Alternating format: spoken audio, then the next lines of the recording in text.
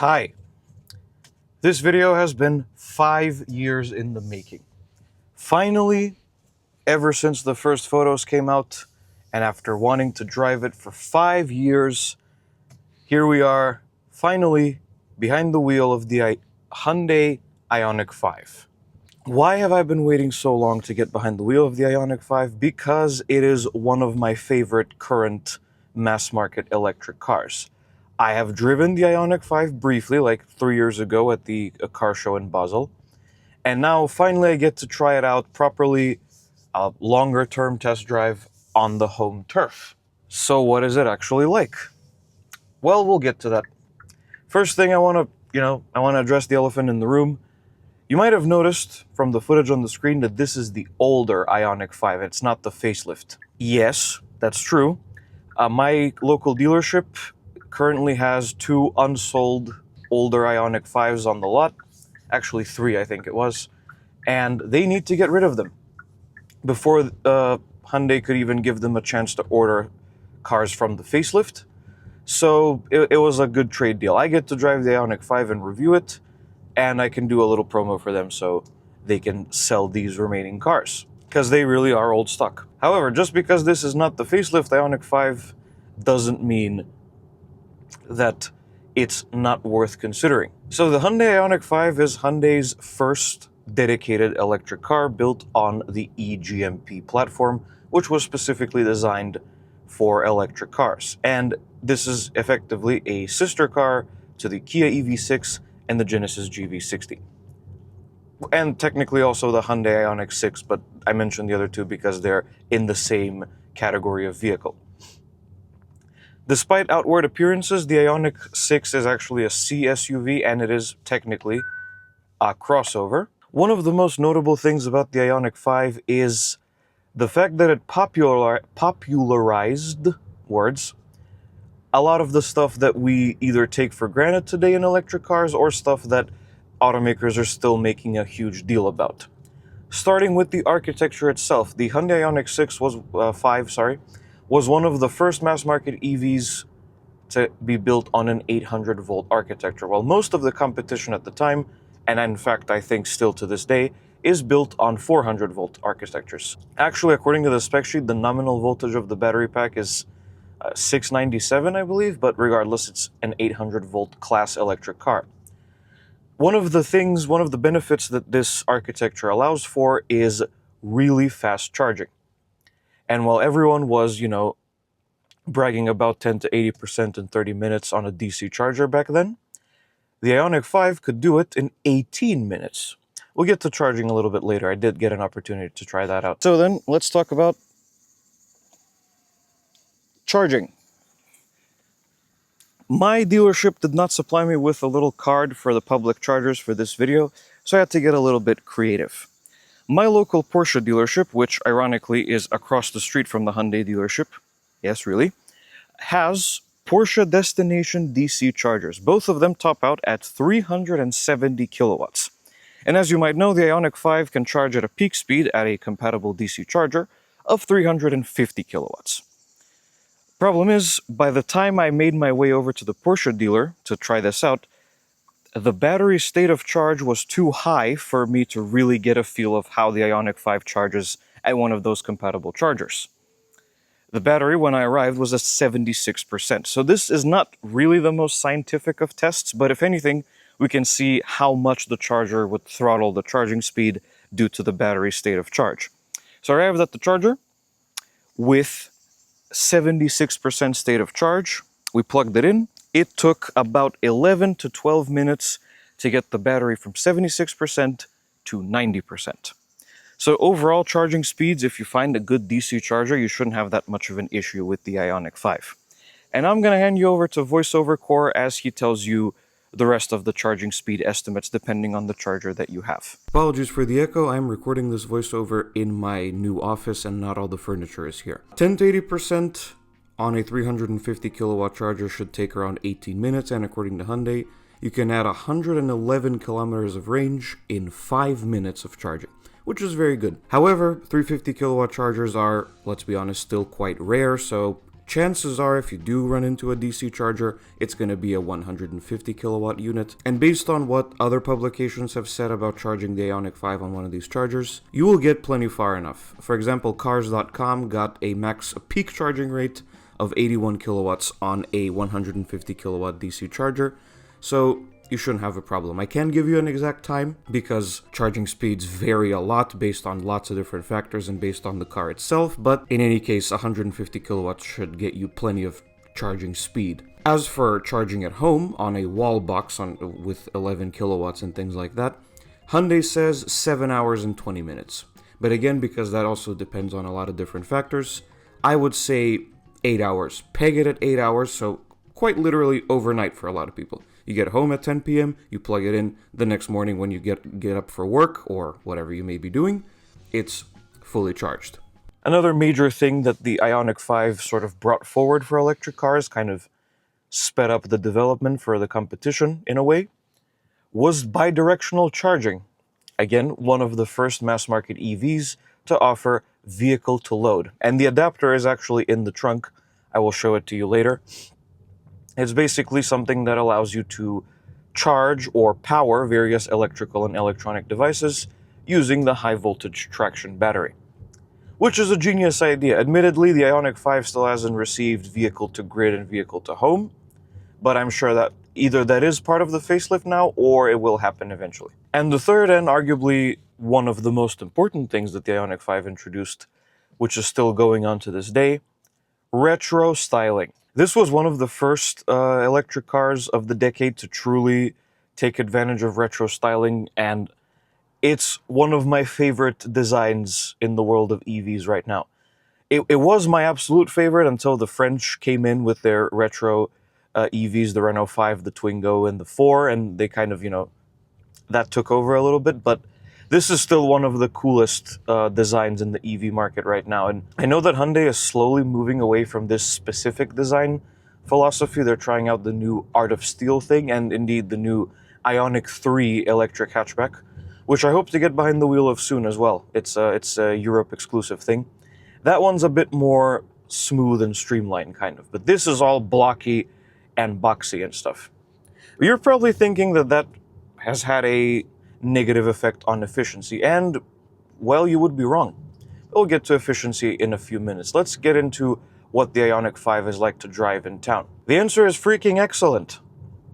Not really a whole lot I can say. The biggest surprise for me personally was the ride quality. Even though electric cars tend to have slightly firmer suspension because they got a lot of weight, and even though this car is on 20-inch wheels, it's still somehow amazingly soft. It takes up bumps in the road way better than you might think.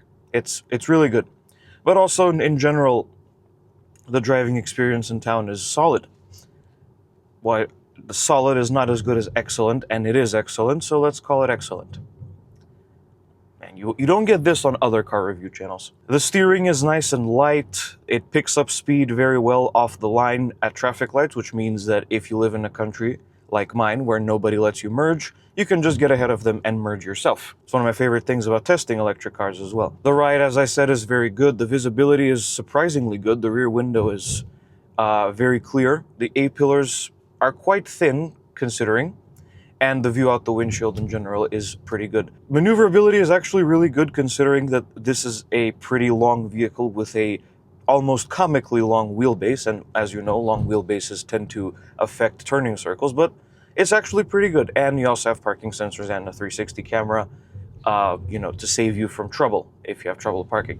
One thing I do want to mention, I don't really see this as a flaw myself, more something that you have to get used to, but it's the one-pedal driving. Yes, the Ioniq 5 comes standard with one-pedal driving. You can use the pedal shifters behind the steering wheel to adjust how much regen you want, and the maximum level of regen, as you can see in the gauge cluster, I pedal there, that's one-pedal driving. And effectively, depending on your throttle input, that becomes both your throttle and your brake. The thing is, this car's Eco Drive mode absolutely nerfs throttle response. You basically, if you have one-pedal driving and Eco mode, you basically have to give it halfway 50% throttle for you to actually get going at all.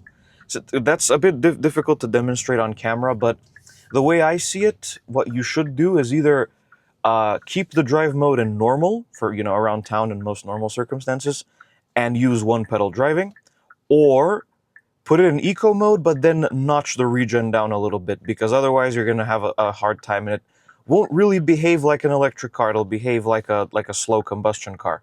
I get that's obviously, I know that that's done for efficiency, but in my opinion, it's a better idea to have either one or the other. So less regen in eco mode, or one pedal driving in normal mode. By the way, as there's 3 different drive modes: eco, normal, and sport, obviously, and they all change the behavior of the electric powertrain. So eco, as I said, hugely delayed throttle response, and it doesn't generate all that much power. Normal mode as well. Normal, it's responsive, but it's not, stick you to the seat type of performance. And then sport mode goes all out. And sport mode is especially fun in this particular Ioniq 5 because it is the top of the line dual motor version. It's not the N, admittedly. Still can't wait to get behind the wheel of the N myself.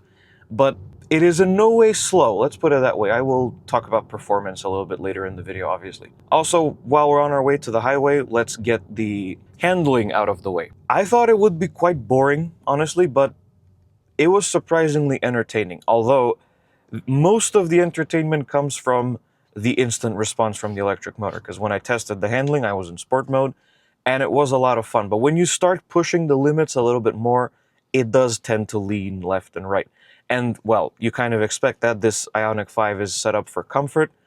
The EV6, I feel as though more oriented towards drivers that enjoy a little bit more fun. And obviously, if you still want an Ioniq 5, but you want fun driving, just get the N. Also, I will, go into more detail about this later in the video, but the interior is absolutely lovely because of how bright it is. There's very little in the way, you know how I always say there's very little in the way of piano black plastic or black plastic? There's very little in the way of black in this interior in the first place. Most of the darkest color I see in here is like a light gray sort of thing, and the rest is white, and it's all very soft and very bright, and there's a big-ass panoramic sunroof above you, and it's such a nice place to spend time, especially on a sunny day. It kind of, I feel as though it lifts your mood. Alright, I've been glazing this car a fair bit in this video, and I should fully disclose that Hyundai is not paying me to say any of this. I just really like this car. And although I am a bit biased, because I really like this car, as I said, if there are flaws, I will of course point them out to you. Problem is, I have struggled to find them. I think there are a couple of flaws that I can point out in here, but I think those are more reserved for the features part of the video. The driving experience itself, there's nothing really truly bad I can comment on. Nothing really that I noticed that I feel as though I should say, oh yeah, pay attention to this, this is not good. There's nothing really of the sort. It's just a very well put together driving experience behind the wheel of the Ioniq 5. And that about covers those bases for the town driving and the handling, so I will join you all in the highway in a few minutes. Check it out, folks. They made progress on the roadworks. I'm going a bit too fast, apparently. Listen to the change in sound, by the way, when we switch to the new tarmac. See what I mean? Tarmac on that part of the highway is terrible, and now we have proof of that. Anyway, perfect opportunity to floor it once we get past the roadworks. 3, 2, 1.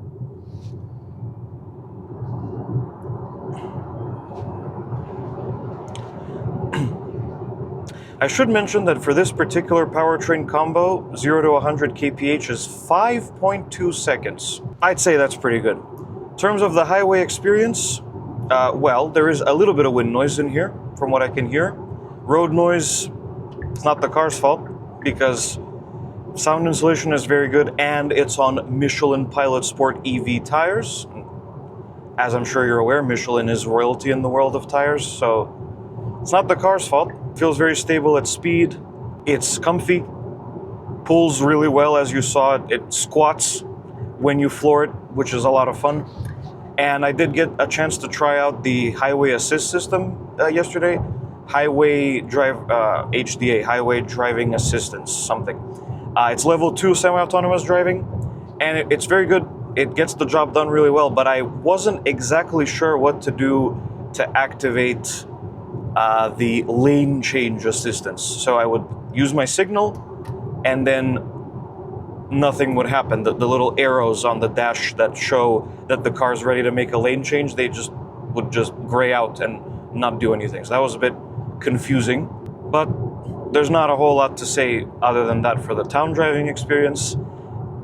What the hell? The highway driving experience. Sorry, I'm still kind of waking up.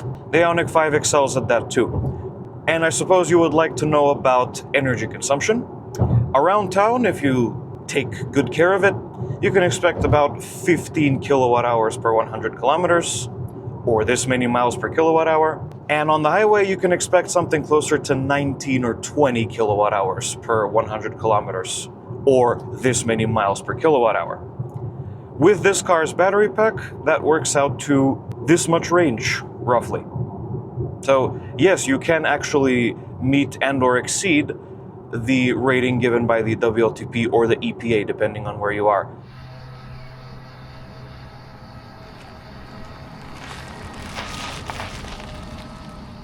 Alright folks, time for the features. First of all, I didn't mention in the driving section of the video that this is an Ioniq 5 Ultimate, so it's absolutely fully loaded with every single feature. Next thing is the color. The Ioniq 5 is kind of well known for offering these sorts of matte colors. This particular one is called Shooting Star Gray, and it is optional. I will say one thing I never really liked about the Ioniq 5 is its endless choice of muted, kind of boring colors. This is effectively still a gray. What makes it cool is that it's matte. However, the facelift Ioniq 5 is now available in red, and it looks actually rather nice. I think that Hyundai should be a little bit more brave with these sorts of color schemes. At the front, we have this sort of boxy, blocky front-end design with the rectangular light setup. I will now lock and unlock the door so I can demonstrate really quickly. There you go, those are the turn signals. And the headlights themselves. And there's these little really thin lines here that also light up at night. One design theme of the Ioniq 5, which is also very well known by this point, is the extensive use of pixels, or little rectangular shapes for the light groups and different things like that. I will show you. Those two grills in the bottom actually open and close electronically, so when the car needs some cooling, they will open, and then when it's done cooling it, they will close, and they're motorized, as I said. You can hear them. It's a little bit trippy, because when the car's running, that's all the sound you can hear. You also have those little horizontal lines there in the corner, another hallmark of the Ioniq 5's design, and the parking sensors as well. Down the side, we have 20-inch wheels. These are the top-of-the-line wheels on this particular era of the Ioniq 5, and they're rather cool. I am not a fan of the other designs that are on offer, both on the new one and on this one, but these are really the only ones that look good, at least in my opinion. You can also see from the side the retro-inspired profile, inspired by Hyundai's first car, the Pony, and also the concept car that previewed the Ioniq 5, the Concept 45. And also the body cladding, as you can see, as I said, this is a crossover, but the body cladding on this Ultimate trim level is actually finished in silver. On other trim levels, it's black and it looks like a more normal crossover, but here it's all silver and it looks really rather cool, and I wish more automakers did that. In the mirrors, you can see, there you go, more of the pixel motifs for the turn signals, and those horizontal lines running down the side here on the skid plates, I believe they call that part. And you probably also saw the flush door handles as well. More on that in a second. We also have a pretty cool rear spoiler, and a third brake light that's kind of like an outline, if you will. And on the back, we have more pixels. Oh, one more thing about the side profile that you probably noticed. The wheelbase, which is enormous. It's 3 meters long. It's, I want to say 3/4 of the car's length is wheelbase. The wheelbase equates to roughly 3/4 of the car's length. So 3 meters for the wheelbase, the car is 4.6 meters long. That means that the inside is very spacious and roomy, which I will show you. By the way, dimensions. And anyway, moving back to the back, we have more of the pixel arrangements here. Let me show you really quickly. And hopefully aim the camera at the car properly, because I'm not doing that right now. There we go. Those are the turn signals, those segments there. You got your tail lights and a slim line that runs across the entire width of the light bar, effectively making it a light bar. And inside those rectangles with the taillights are the brake lights, and the reverse lights, you can probably see them, are here. And that's about it. More of the horizontal line setup, and those are the most notable features on the exterior of the Ioniq 5. So what do I think of the Ioniq 5's design? It is freaking excellent. Again, this is still one of my favorite designs in the world of EVs right now. It's very distinctive, it's very bold, and it's very noticeable. And really, we need more bravery like this. Admittedly, we do have that now in not only just the world of EVs, but the world of cars as well. But this type of bravery is something that I can really get behind and really salute. Also, Hyundai badge, Ioniq 5 in white here, sort of grafted onto the light bar, and H-Truck, making it clear that this Ioniq 5 is all-wheel drive. Now that we're done talking about the design, let's talk about practicality. Firstly, the key fob. It's not the Hyundai logo, and to be honest, this is my first time seeing this old Hyundai key fob, and even though I like the Hyundai logo key fob, I kind of prefer this. But then you turn it around and you see this. Yes, it has 7 different buttons. 7, not 2 or 3 like I usually deal with. So let's go through them quickly. You have lock at the top, you have unlock. This is to open the tailgate, this is to open the charge door. And these 3 are arguably the most interesting ones. They control the remote parking feature. So let's say that you've parked your Ioniq 5 in a really tight spot and you can't open the door enough to get in, or at least you could open the door, but you might scratch the car next to you. What you do is you ensure that the doors are locked. You hold down the button at the bottom, which is the remote starter. When you hold down the remote start button, you will hear the contactors click and the car is now on. Then, ensuring that everything is around you is clear, you hold down one of these buttons,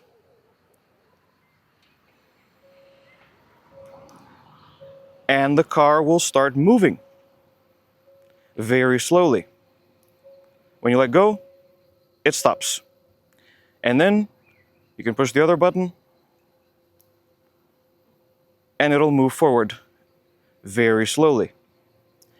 I would like to remind everyone there is nobody in the car right now. I'm outside and I'm controlling it using the key. I believe that the tie-in smartphone app for the Ioniq 5 also includes this feature. It's absolutely genius, and frankly, more automakers should copy it. And it's also really entertaining to show people this feature. I scared the crap out of my mom with it, and it was a lot of fun. It's just a prank, bro, and so on. Anyway, time for actual practicality. Automatic tailgate on this one. Blah, blah, blah, blah, blah, blah. Opening up the tailgate reveals a cargo area with 527 liters of space. You got a fold-away parcel shelf here. And while it's not very deep, it is very sort of wide and easy to fit things inside that you might want to fit in. There's not much in the way of extra features, though. This little piece of plastic has access to some high-voltage cable. You can fold down the rear seats, I believe, somewhere.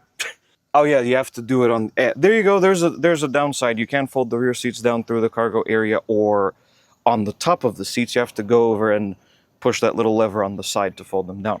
When you do fold them down, you get 1,587 liters of space. And you also have extra storage under here. That's the vehicle to load adapter in that little bag, I guess. There's a tire mobility kit there and this little hump in the floor. I imagine that's because of the rear-mounted motor, because the batteries are in the spine of the vehicle, sort of between the wheels. Anyway, once you're done, push your button, and the tailgate closes. What about space in the back? I'll explain why the doors open in a second. Let's see. My glasses fell off my head, damn it. The reason why the front door is open is because this seat is now actually in my driving position. I have to turn the car on so it would move forwards.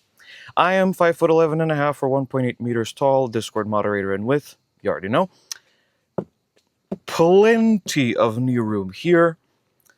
There's a little knit storage pocket in the front seat, in both of them actually.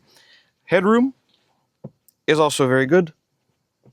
I'm gonna try and sit up as much as I can. Headroom is very good, even though we got, sorry about my hand there, you got the panoramic sunroof. If for some reason you haven't been able to get comfy, don't worry. You can slide the seats back and forth electrically and recline them manually. If there's no one in the middle seat, you can move the center console back in here so you have access to USB ports. I will show you that in a moment. Folding down the armrest, there's 2 cup holders there. We also have sunshades, manual ones admittedly, that attach there on the top of those little hooks there. And we got heated rear seats and bottle storage as well, and a big climate vent here in the B pillar, sort of like those old Maybachs. You can also use these buttons to slide your seats back and forth, and you can use that button to mess around with the passenger seat, but for me it only worked once and never again. The car sort of throws a hissy fit, like, oh, check if there's someone in the back seat or whatever. There isn't. Not even, the seatbelt's not even buckled in. So overall, the back seat of the Ioniq 5, I would have no problem spending a long journey in here. Finally, let's climb into the front. Before we do, quick demonstration of the keyless entry system. This one does require a bit more explanation because, well, you have these fancy flush-fitted door handles. The car at the moment is unlocked because the handle is popped out a little bit. You will see a little square there. Hold it down, locks the doors, folds in the mirrors, and retracts the door handles. Then you tap that thing again to pop out the door handles and open the door. Simple. Interior. Look how bright and lovely it is. This Ioniq 5 comes with leather seats because it's the ultimate, it has everything. And it's overall this is where that collective of great ideas, one of those collectives of great ideas, is actually centered. Let's get in. And now we're inside the Ioniq 5.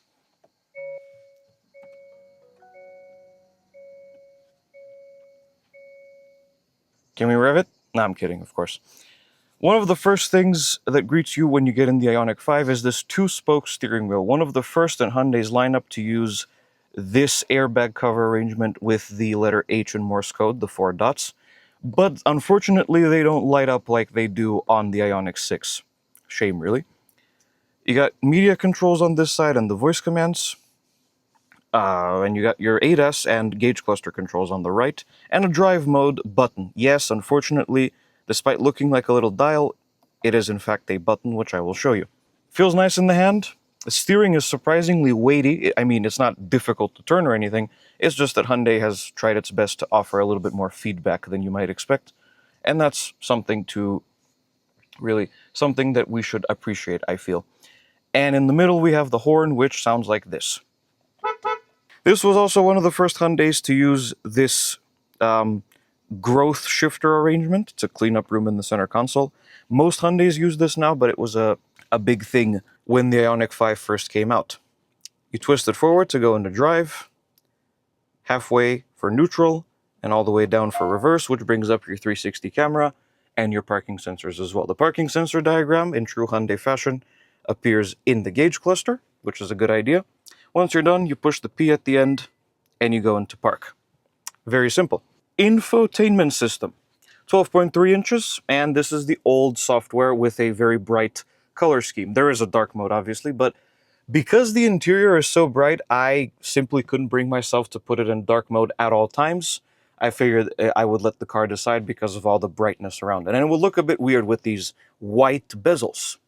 Anyway, other than that, this infotainment system is exactly as you know it. It's from Hyundai from a couple years ago. It's pretty good. Smooth animations, easy to use. You got a whole lot of different options here that you can configure. Unfortunately, Apple CarPlay is not wireless. It's one of the biggest downsides of the old infotainment system. But you do have all the expected features, including EV exclusive features like route planning, etc. You also got your various EV data and your option to enable vehicle to load. You got quiet mode, one of the most famous features of this infotainment system. You can also move the seats around from the system. Don't know why, they do have controls on them. That's a bit odd, but okay. Good infotainment system. I wish Apple CarPlay was wireless, but for what it is, it's very good. Climate vents. Yes, they're one of the kind that I don't like very much, but we'll roll with it. Hazards. And down here you have some other physical controls. You got volume and power, map, navigation, media, start button number 1, tuner, which is this big sort of up-down rocker switch with a nice little pattern on it. That's very cool. The parking cameras and the parking sensors here. And down here you have the climate controls, but not all of them. You got temperature for both sides. You got climate, which is the climate menu in the system. Yes, this car has that. You also have warmer, which is a bit misleading because it's not like a preset automatic setting that makes the car warmer. It takes you to the heated and ventilated seats menu and some other climate control settings as well. This is a bit annoying that the ventilated and heated seats are in the infotainment system, but the facelift Ioniq 5 actually has an extra row of controls here, and it fixes that problem, so I'm not gonna knock Hyundai too much for that. Automatic mode, zones, fan speed, front defrost, rear defrost, recirculating air. And all of this space here, the floor, this is one of the Ioniq 5's most interesting interior features in my opinion. The floor in both front and rear is completely flat. So if you need to say get out on the passenger side, you can scooch over. You're probably thinking, what about the center console? Well, at the moment, it's not in the way. There is a handle here in the front that you can use to move the center console closer to you. So you got access to cup holders and USB ports and a wireless charger and this armrest here with extra storage and this big ass center control stack. It's not a control stack, it's a center storage area that fits, those are my microphones, but also fits a decently sized purse, as we found out during testing. When you don't need it and you want to give your rear passengers some USB ports, you can just move it back again. And what's amazing is no matter where you have it adjusted here in the front, you will always have access to these cup holders and the armrest. That is one of those aforementioned brilliant ideas. Oh, and also in here you have extra storage. You got the USB port for CarPlay, and you got a 12-volt outlet that outputs up to 180 watts. Good stuff. I do miss the switchable USB-C port in this car. It doesn't get that, but I'm pretty sure the facelift actually does. So that's the center control stack dealt with. Let's move on to what's in front of the driver. In front of the driver are these two bobsleigh or half-pipe courses, I think. I never understood this sort of design setup, and it changes with the drive modes as well. But it's a bit odd. But regardless, on the left you have your speed, on the right you have your range on this amount of battery. There's your not amount of battery, but rather state of charge. That's your level of regen braking, that's the ambient temperature, that's your instant energy consumption, your average energy consumption, and the overall odometer. To change what's shown in the center, you use the pages button and the OK up and down system here. So right now it's showing trip data, super simple. If you press the pages button, it goes to a compass. The powertrain display and tire pressures, which are in PSI on this car for some reason. We don't use PSI in Europe, we use bar, but okay. And then you can tap it again to switch to this ADAS arrangement, the driver attention level, and the speed limit system. By the way, this is hilarious. Because this Ioniq 5 is older, I believe in terms of production date, it predates the European Union's required audible speed limit warning, and it doesn't have it. It just flashes that little traffic sign there in the dash and in the heads-up display, but it never beeps. So that's very refreshing because the beeps drive me crazy. Also, I should mention, there's a Bose sound system in here, and it is absolutely excellent. I believe it's standard equipment on the ultimate trim level. The heads-up display is like with any other Hyundai. It shows ADAS, speed, and speed limit warning, and you can go into the infotainment system to adjust that. Over here you have the headlight leveling switch, stability control off, super important that one, the button to release the tailgate, auto hold, and the parking brake, which is at the moment still engaged. On the door panel you have your big C-shaped, or actually backwards D-shaped door handle. You got silver switches here for the windows, the child locks, and the power mirrors as well. Oh, and the power locks, they're kind of like on the same panel. Those are the power locks, those are the mirror controls. And your driver seat memory settings there. And more of that pixel motif here in this little design touch, which is really rather nice. Although I will say the interior doesn't really lean into the pixel philosophy in any significant way. You do have those little decorations on the door panel, but everything else is, well, typical Hyundai, really typical contemporary Hyundai. until they brought out that new Plios Connect infotainment system. It's going to be a while before we get to try that out, though. Other than those little pixel decorations on the door, this is standard Hyundai fare. And a lot of people said that this car should have leaned more into the whole pixel design theme with the interior as well. And now that I think about it, I am inclined to agree. It would have been so cool if there... What the hell? There was a fly. I do think that it would have been very cool if this interior was a bit more pixel themed as well, aside from the Morse code and that little piece on the door. But it's still a wonderful place to spend time. It's super well put together. Soft touch materials here on the top of the dash and on the bottom. By the way, this little panel here is magnetic, and I successfully managed to attach my microphone to it. But the microphone's magnet is so strong I could barely remove it, and I didn't want to scratch this little softer trim here. Quality is excellent. It's very well put together. And I would also like to mention that this car's sibling, the Kia EV6, reached 400,000 kilometers on the original motor and battery and never had its brake pads replaced. So I don't want to hear any bullshit about reliability in the comments, okay? Thank you. In terms of storage, we do have big bottle storage in the door. We do have the 2 cup holders and the endless amounts of storage in here, and that wireless charger, which, by the way, isn't very good. It didn't really charge my phone, it just made it hot. That extra bit of storage in there, frankly, I've been using the cup holders for my phone, so I can have it here. And the glove box, except it's not actually a glove box, it's a drawer. And it's very big. So overall, the Hyundai Ioniq 5's interior, it's lacking pixels, but it's an excellent place to spend time. Good work, Hyundai. And also good work for including a starter button, because I'm still not fully convinced by the whole get in, put it on drive and go. Sometimes it can be a little bit off-putting, so to say. Finally, the powertrain. As I said, this particular Ioniq 5 is top of the line, so it has the larger battery and all-wheel drive. So there's dual motors, a 77.4 kilowatt-hour battery pack, and a total output of 305 horsepower with a peak output of 325. Elsewhere, you can also get the base model, so it's rear-wheel drive with a single motor and the standard range battery, so 58 kilowatt-hours. That one has 170 horsepower. Then you have the all-wheel drive standard range battery version, which with 235 horsepower and not very good range.